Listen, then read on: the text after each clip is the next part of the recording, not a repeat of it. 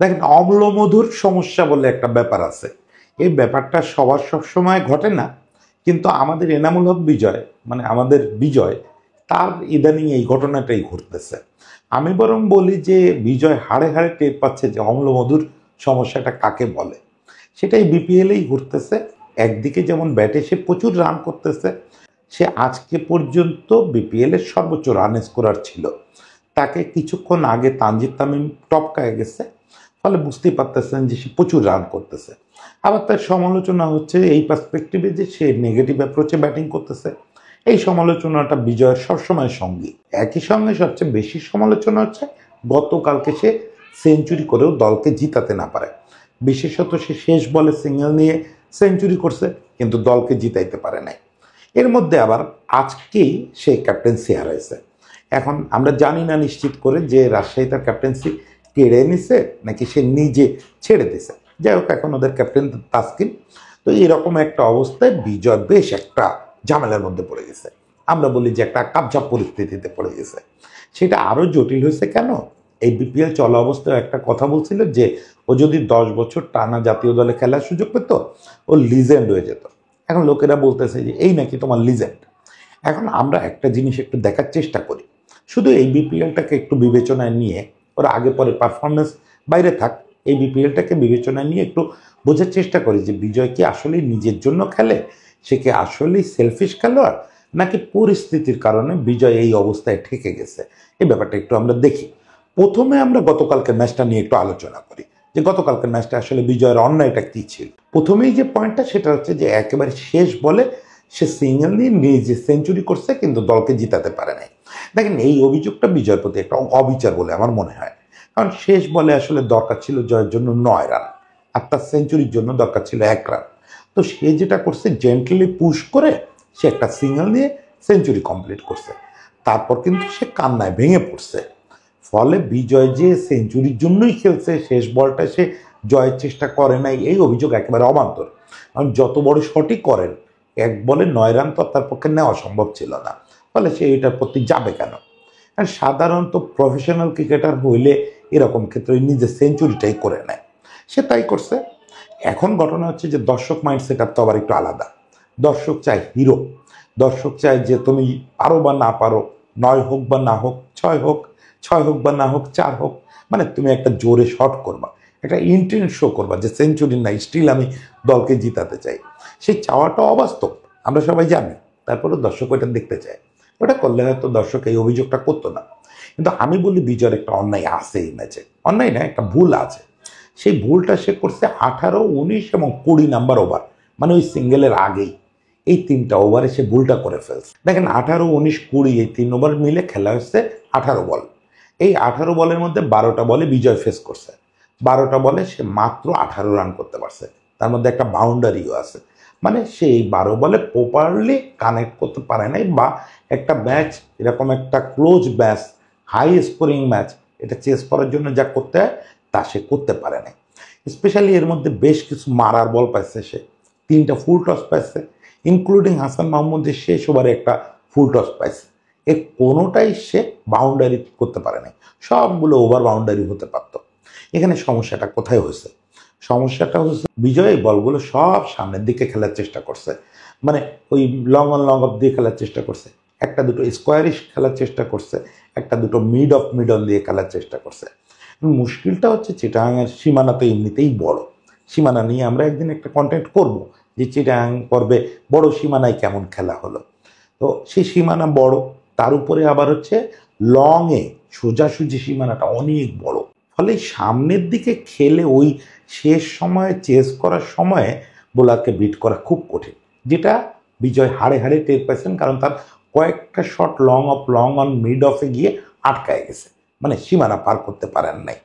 সেক্ষেত্রে তার কি করণীয় ছিল?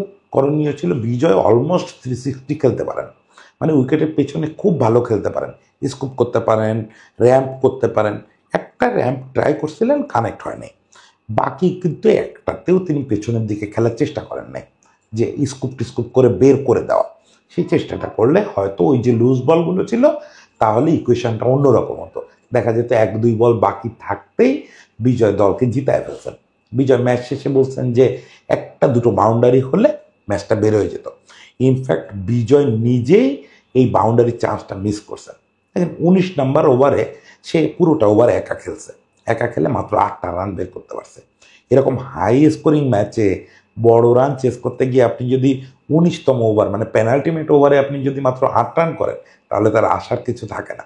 তাহলে বিজয় এখানে অবশ্যই ব্লান্ডার করছেন, কিন্তু এটা সেলফিশনেস বলা যাবে না, এটা সেলফিশনেস না, এটা অ্যাকচুয়ালি তার ম্যাচ সিচুয়েশন বুঝতে না পারা এবং ক্যালকুলেশনটা ভুল করা এবং ভুল শট খেলা। এই জন্য আপনি বিজয়ের বিপক্ষে অভিযোগ করতে পারেন যে এত বছর ধরে তুমি টপ লেভেল ক্রিকেট খেলতেছো, তুমি 47টা সেঞ্চুরি করে ফেলছো, তারপরেও তুমি এই সিচুয়েশনে কী শট করা উচিত সেটা বুঝতে পারো নাই, তার মানে তুমি অন্যায় করছো, তুমি ভুল করছো। এই জন্য বিজয়রে আপনি অভিযুক্ত করতে পারেন। কিন্তু অযথা সেলফিশ বলে এই ছেলেটার গালি দেওয়া, সেলফিশটা একটা খেলোয়াড়ের জন্য বিরাট গালি, আমার মনে হয় না এটা ঠিক হবে। যেটা বলতেছিলাম, এই পুরো বিপিএলটাই আমরা একটু দেখি যে বিজয় আসলে কি করছে। বিজয় পুরো বিপিএলে বেশ কয়েকটা ভালো ইনিংস খেলছে, দুইটা তো বেশ বড় ইনিংস আছে, আরও দুইটা মাঝারি ইনিংস আছে, মানে এই গতকালকে সেঞ্চুরি ছাড়াও। তার মানে বিজয়ের ওই ইনিংসগুলোর আউটপুট দেখলে আমরা বুঝতে পারবো বা স্ট্রাইক রেট দেখে বুঝতে পারবো যে আসলে বিজয় কেমন করছেন। একেবারে প্রথম ম্যাচে বিজয় 51 বলে 65 রানের ইনিংস খেলছেন, স্ট্রাইক রেট 125 বা 127 সম্ভবত। ওই একই সঙ্গে তার পার্টনার ছিলেন ইয়াসির আলী রাব্বি, 200+ স্ট্রাইক রেটে 94 রান করছে। মানে রাব্বি যেখানে এক এন্ডে 200+ স্ট্রাইক রেটে ব্যাটিং করতেছে, টি-20তে তো আমরা ডিমান্ড করি যে দুই এন্ডেই একই রকম স্ট্রাইক রেটে ব্যাট করা হবে, মানে সেটা 180+ স্ট্রাইক রেটে যখন আপনি বড় ইনিংস করতে চাইবেন। সেটা কিন্তু বিজয় করতে ব্যর্থ হয়েছে এবং ওই ম্যাচটা আলটিমেটলি কিন্তু তারা হেরে গেছে। তার মানে এই জন্য আপনি একটু হলেও বিজয়ের দায় দিতে পারেন।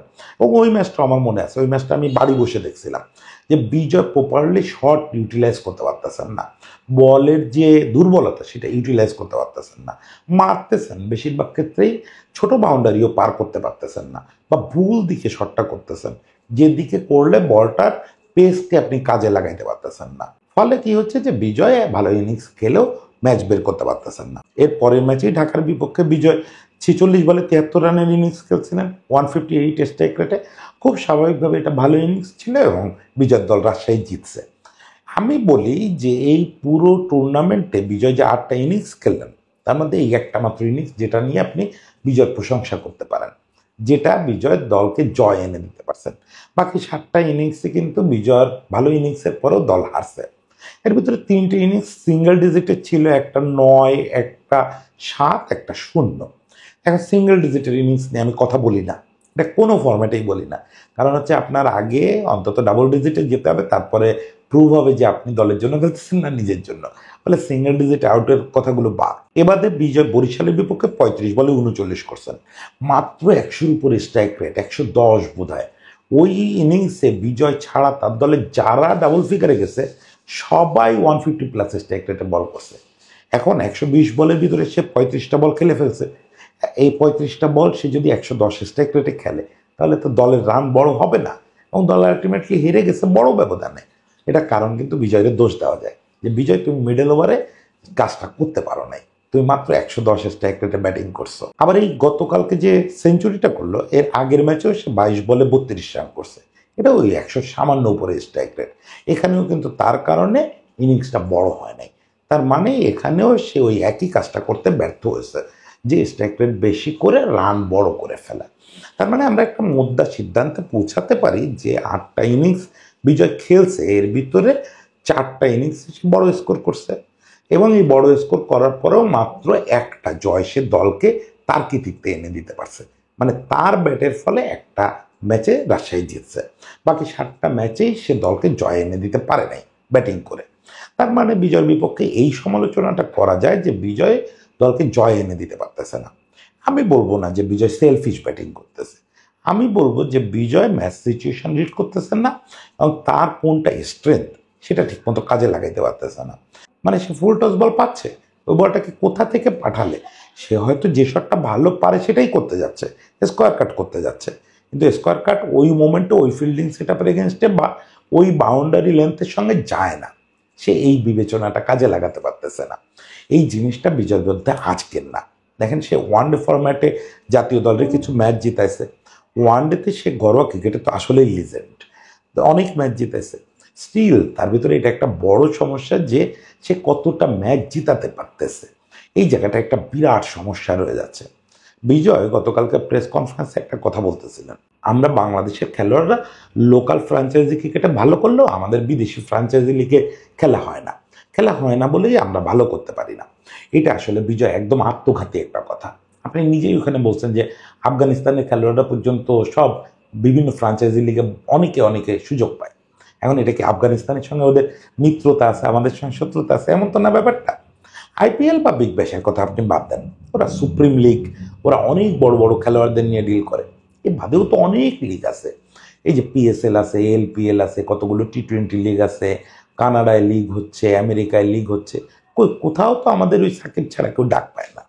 এর কারণটা কি? এর কারণটা হচ্ছে এই ফ্রাঞ্চাইজিগুলোর দেখার চোখ বদলে গেছে। দেখেন একটা সময় ক্রিকেটে ছিল যে আপনি রান করছেন কিনা এটাই শেষ কথা, মানে আপনার নামের পাশে যদি 1000 রান থাকে একটা সিজনে, তাহলে ধরে নেওয়া হয় আপনি ভালো খেলোয়াড়। এরপরে আসলো যে না আপনার অ্যাভারেজ কেমন, এরপরে আসলো আপনার স্ট্রাইক রেট কেমন। এখন আমরা দেখতে পেলাম গত 3-4 বছরে যে এর কোনো স্ট্যাটিস্টিক্স প্রুভ করতে পারতেছে না একটা খেলোয়াড় আসলে কেমন। কখনো দেখা যায় যে 110 স্ট্রাইক রেট ভালো, মানে ওইখানে ম্যাচ সিচুয়েশন অনুযায়ী ওইটা ঠিক আছে। কখনো দেখা যায় 185 স্ট্রাইক রেটও ভালো না। অ্যাভারেজ কখনো 15 অ্যাভারেজও টি-20তে ভালো, আবার কখনো 45 অ্যাভারেজও টি-20তে ভালো না। মানে এগুলো জাজমেন্ট দিতে পারতেছে না। তখন কি হলো, গত কয়েক বছর ধরে ইন্টারন্যাশনাল ক্রিকেটে এবং সব ঘরোয়া ক্রিকেটেও একটা ইম্প্যাক্ট স্ট্যাটিস্টিক্সের যুগ চালু হলো। এক এক দেশে এক একভাবে হচ্ছে, জিনিসটা একই। জিনিসটা হচ্ছে যে আপনার পারফরমেন্সটা দলে কতটা প্রভাব ফেলতেছে, মানে ম্যাচে কতটা প্রভাব ফেলতেছে, সেই জিনিসটা ইম্প্যাক্ট স্ট্যাটিস্টিক্স। আপনি তো ক্রিকইনফো ফলো করেন, বিজয় নিজেও যদি এটা চেক করেন দেখতে পাবেন যে আপনার নিজেরই গতকালকের ইম্প্যাক্ট কেমন ছিল। এই জিনিসটা হচ্ছে এখন সারা পৃথিবীতে দেখা হচ্ছে। ফ্রাঞ্চাইজি লিগগুলো শুধু আপনি সেঞ্চুরি করছেন, আপনি 300-400 রান করছেন, এটা ওরা পাত্তা দেয় না। ওরা পাত্তা দেয় আপনি কেমন অপোনেন্টের এগেনস্টে খেলছেন, কোন বোলারের এগেনস্টে খেলছেন, ওই বোলারের এগেনস্টে কীভাবে কত রান আনছেন, ওই সময় ম্যাচের কি দরকার ছিল, আপনি সেই ডিমান্ডটা পূরণ করতে পারছেন কিনা, এগুলো নানা রকম প্যারামিটার দিয়ে মাপা হয়। আমি যতদূর জানি বিসিবি একদম তার ঘরোয়া ক্রিকেটের সেকেন্ড ডিভিশন থেকে পর্যন্ত এই ইম্প্যাক্ট স্ট্যাটিস্টিক্স এখন সংরক্ষণ করে। তো বিজয় একটা কাজ করে ফেলেন, আপনি বিসিবির কাছ থেকে আপনার গত 3-4 বছরের ইম্প্যাক্ট স্ট্যাটিস্টিক্সটা নিয়ে নেন, নিয়ে একজন কোচের সঙ্গে বসে পড়েন, বসে দেখেন যে আপনার ইম্প্যাক্টটা কেমন। বা আপনি যাদের আরও ভালো মনে করতেছেন, যারা লোকাল ক্রিকেটে ভালো করে কিন্তু ফ্র্যাঞ্চাইজিতে ডাক পাচ্ছে না, তাদের ইম্প্যাক্ট কেমন। আমি নিশ্চিত সেটা মানে ওই ফ্র্যাঞ্চাইজি লিগের ডাক পাওয়ার মতো না। এই জায়গাটাই আপনাকে নিয়ে সমালোচনা। আপনাকে নিয়ে যে সমালোচনা ছিল একটা ড্রেসিং রুম রিলেটেড সমালোচনা ছিল, সেটা আমার ধারণা আপনি কাটায় উঠছেন। বিজয় অলরেডি ওই পর্ব পার করে আসছে বলেই আমার ধারণা, ফলে সেটা বাদ। কিন্তু আরেকটা আলোচনা ছিল যে আপনি সেলফিশ ক্রিকেট খেলেন, এটা ইন্টারন্যাশনালিও আপনাকে নিয়ে বলা হয়েছে বিভিন্ন সময়। আমি এটা বিশ্বাস করি না। আমি জানি যে আপনি খুব আন্তরিক মানুষ। সেই এশিয়া কাপ ফাইনালের কান্না থেকে শুরু করে কালকের কান্না, এই ছাড়া আপনার ডেডিকেশন আমি বহুবার দেখছি যে আপনি কত ভালো চান দলের এবং ক্রিকেটের কত মঙ্গল চান। সেই ছেলে সেলফিশ হতে পারে না। কিন্তু কথা হচ্ছে বিজয় যে ইম্প্যাক্ট আজকে 2025 সালে বসে আপনি যখন কথা বলতেছেন, আপনি যখন দুঃখ করতেছেন যে আপনাদেরকে ফ্র্যাঞ্চাইজিগুলো ডাকতেছে না, এই সময় ব্যাপারটা পুরোটা ইম্প্যাক্টের, পারফরমেন্সের, মানে ফিগারের আর কোনো দাম নাই। সেঞ্চুরি করছেন কি করেন নাই, কি করছেন না করছেন কেউ দেখবে না। এই যে আবু হায়দার রনি অনেকগুলো উইকেট নিয়েছে না, আপনি দেখেন ইম্প্যাক্ট স্ট্যাটিস্টিক্স একদম তলানির দিকে থাকবে, 4 উইকেট নিয়েও কোনো প্রভাব ফেলতে পারে না দলে। এইটা হচ্ছে ব্যাপার, যে দিন শেষে অনেক উইকেট অনেক রান দেখা যায়, কিন্তু কামে লাগছে কিনা এটা হচ্ছে ব্যাপার। এই জায়গাটায় আমরা অনেক পিছায় আছি, এই জায়গাটায় আমাদের আগাইতে হবে। বিজয় কদিন আগে আপনি যে কথাটা বলছেন, যেটা আমি ইন্ট্রোতেও বলছি, যে 10 বছর জাতীয় দলে রেগুলার হলে আপনি লিজেন্ড হতেন, আমার কোনো সন্দেহ নাই যে আপনি কথাটা সত্যি বলছেন। আসলেই আপনি 10 বছর যদি আপনার সেই খেলাটা, যেটা পাকিস্তানের বিপক্ষে খেলছিলেন, ওই রকম খেলাটা আপনি যদি দেখাতে পারতেন, তাহলে আসলেই আপনি লেজেন্ডের কাতারে থাকতেন। এখন তামিম ইকবাল, সাকিব আল হাসানের পর হয়তো আপনার নামই নিতাম আমরা। কিন্তু কথা হচ্ছে আপনি একবার ফিরে দেখেন তো, ওই যে বললাম 4-5 বছরের ইম্প্যাক্ট স্ট্যাটিস্টিক্সটা একটু ঘুটে দেখেন তো, আসলে কি টানা 10 বছর জাতীয় দলে চান্স পাওয়ার মতো ইম্প্যাক্ট আপনি রাখতে পারছেন কোনো জায়গায়? এবং আপনি কি ওই ইম্প্যাক্টের অনুযায়ী আপনি কি আসলে এই লিজেন্ড বলে এখনো পর্যন্ত নিজেকে দাবি করতে পারেন? লিজেন্ডরা কি ঠিক এই স্টাইলে খেলে, লিজেন্ডটা অনেক বেশি ইম্প্যাক্ট রাখে গেমটার উপরে।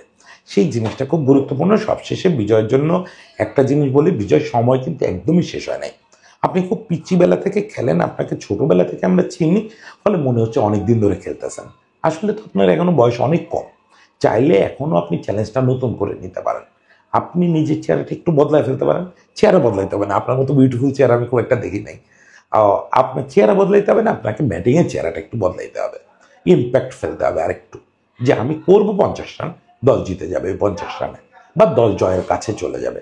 ওইটা করতে পারলে স্টিল আপনার সামনে লিজেন্ডের হাতছানি কিন্তু আছে। আমি বলবো না যে লিজেন্ড হওয়ার সময় শেষ হয়ে গেছে।